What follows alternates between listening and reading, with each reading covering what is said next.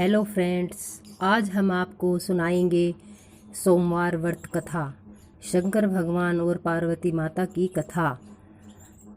बोलो शंकर भगवान की जय, बोलो माता पार्वती की जय।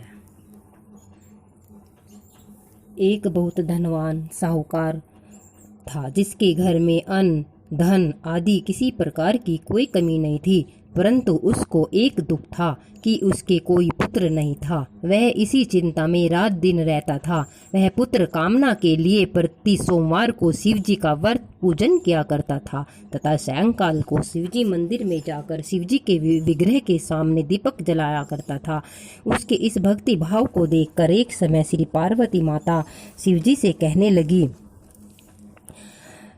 लगी, हे महाराज, यह साहूकार आपका अनन्य भक्त है और सदैव आपका व्रत पूजन बड़ी श्रद्धा से करता है। इसकी मनोकामना पूर्ण करनी चाहिए। शिवजी ने कहा, हे पार्वती, यह संसार कर्म अक्षेत्र है। जैसे किसान खेत में बीज बोता है वैसा ही उसको फल काटता है, उसी तरह इस संसार में प्राणी जैसा कर्म करते हैं वैसा ही फल भोगते हैं। पार्वती जी ने अत्यंत आग्रह से कहा, महाराज, जब यह आपका अनन्य भक्त है और इसको किसी प्रकार का दुख है तो इसे अवश्य दूर करना चाहिए, क्योंकि आप सदैव भक्तों पर दयालु होते हैं और दुखों को दूर करते हैं। यदि आप ऐसा नहीं करेंगे तो मनुष्य आपकी सेवा व्रत क्यों करेंगे। पार्वती जी का ऐसा आग्रह देखकर शिव जी महाराज कहने लगे, हे पार्वती, इसके कोई पुत्र नहीं है, इसी चिंता में वह दुखी रहता है। इसके भाग्य में पुत्र न होने पर मैं इसे पुत्र प्राप्ति का वर देता हूँ, परंतु यह पुत्र केवल 12 वर्ष तक जीवित रहेगा और इसके पश्चात यह मृत्यु को प्राप्त हो जाएगा। इससे अधिक मैं कुछ भी नहीं कर सकता। यह सब बातें साहूकार सुन रहा था। इससे उसको न प्रसन्नता हुई न ही कोई दुख हुआ। पहले जैसे शिवजी महाराज का पूजन व्रत करता था वैसे ही करता रहा। इस कुछ काल बाद व्यतीत हो जाने के बाद साहूकार के यहाँ एक पुत्र का जन्म हुआ। साहूकार के घर में खुशी मनाई गई, परंतु साहूकार ने केवल 12 वर्ष की आयु जानकर कोई प्रसन्नता प्रकट नहीं की और न ही किसी को भेद बताया। जब वह बालक 11 वर्ष का हो गया, उसकी बालक की माता ने पिता से विवाह के लिए आग्रह किया। पिता ने कहा, मैं इसे अभी पढ़ने के लिए काशी भेजूंगा। फिर साहूकार ने अपने साले को बुलाकर बहुत सारा धन देकर कहा, तुम इस बालक को काशी पढ़ने के लिए ले जाओ। रास्ते में जिस स्थान पर भी जाओ यज्ञ करते ब्राह्मणों को भोजन कराते जाओ। वह दोनों मामा भांजे यज्ञ करते ब्राह्मणों को भोजन कराते जा रहे थे।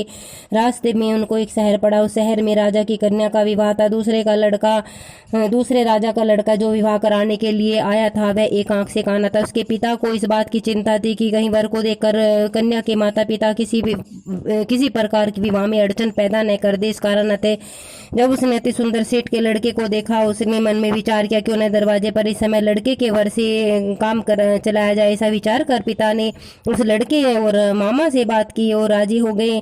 फिर इस लड़के को वर के कपड़े पहनाकर घोड़ी पर चढ़ाकर दरवाजे पर ले गए। सब कार्य प्रसन्नता पूर्वक हो गया। फिर वर के पिता ने सोचा कि विवाह कार्य भी इसी लड़के से करा लिया जाए तो क्या बुराई है। ऐसा विचार कर लड़के और उसके मामा ने कहा, यदि आप फिर और कन्यादान का काम भी करा दे तो उसकी बड़ी कृपा होगी। मैं इसके बदले में तुम्हें बहुत सारा धन दूंगा। उन्होंने स्वीकार कर लिया। विवाह कार्य बहुत अच्छी तरह से संपन्न हो गया, परंतु जिस समय लड़का जाने लगा उसने राजकुमारी की चुन्नी के पल्ले पर लिखा कि तेरा विवाह मेरे साथ हुआ है। तुम जिस राजकुमार के साथ भेजेंगे वह एक आंख से काना है। काशी पढ़ने के लिए जा रहा हूँ।